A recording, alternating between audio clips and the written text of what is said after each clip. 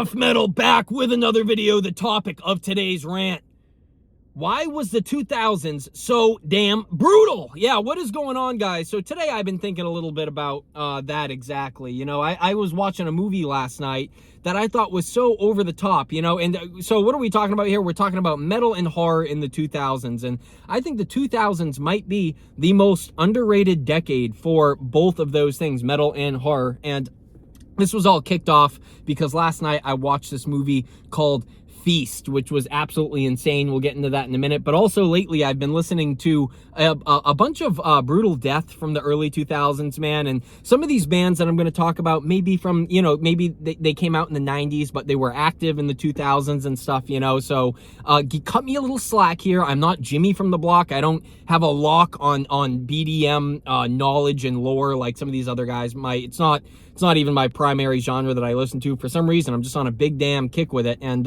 dude, some of the albums that came out back then, man, especially in the 2000s, brutal, so over the top, dude, and just so, like, crazy. So, like, you know, brutal is the word that keeps coming to mind, but also just, like, they seemed cold and like mean, you know. And dude, that's the same attitude that I found was you know, also around in horror at the time, right? You had a bunch of movies. So I was just talking about Feast, right? And what got me thinking about this whole thing was last night I was sitting around watching Feast, you know. And so if you haven't seen it, you get the Henry Rollins feature. He's in this movie. You get a bunch of like kind of famous 2000s people kicking around in it, and it's about a bunch of government mutants that get loose or something like that, according to the trailer. I mean, the trailer really was piss poor at showing what the movie was about, but regardless, it's a gore fest of a movie, dude. It is absolutely over the top. It's mean natured. It's got like you know, if this movie was like a brutal death metal album, it would be like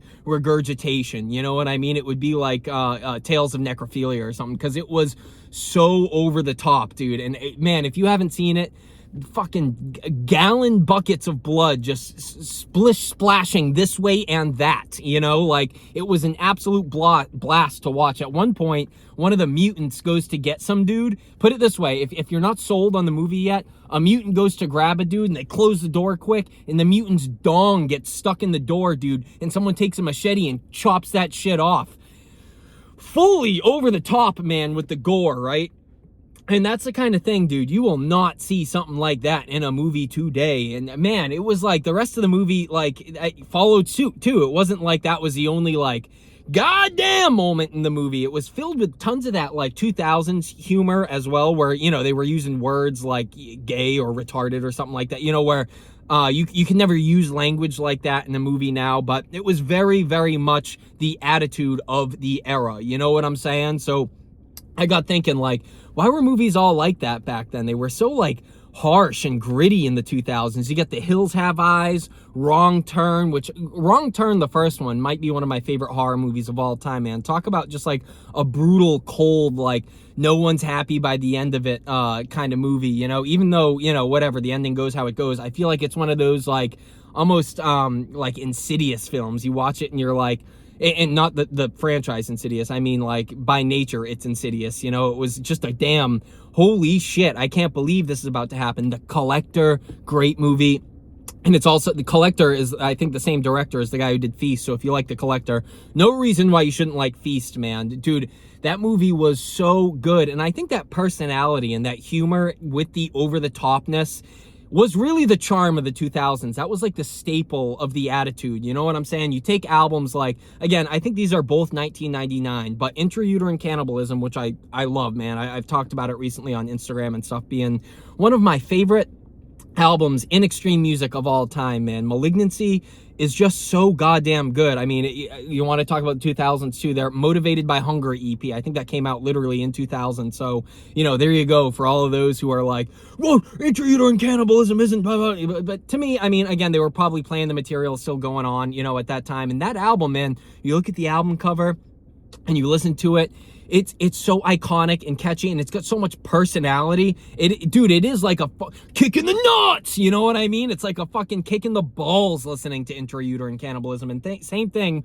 with the Regurgitations, Tales from Necrophilia, man. Again, I think it's 1999, but regardless, dude, Holy balls, dude. You listen to that acid enema and shit, dude, you know, and again, that just can't be recreated today, I feel like.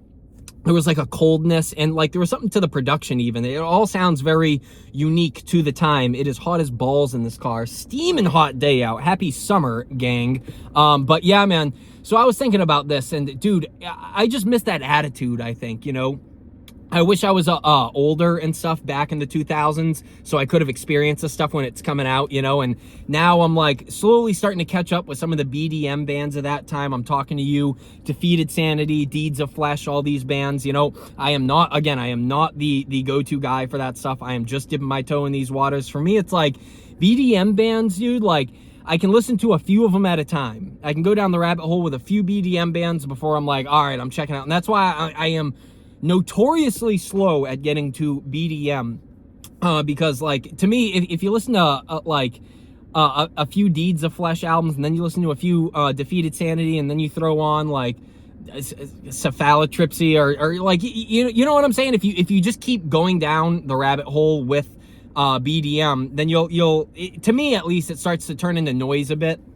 And it's kind of like those albums are so dense and shit, you can't really like get the full picture by just listening to them once and moving on, you know. I feel like you really need to sit there with those riffs, and that's what I've been doing, man. Yesterday I was sitting out by the pool listening to Defeated Sanity, and dude, holy balls, man, was that a good time, dude. It was like, yeah, the vibe couldn't be more opposite where I live, you know. It was a community pool, you know, and little did they all know, there I was sitting there listening to songs about brutal mutilations or whatever, you know, people getting chopped up, hacked up by the pool party, you know.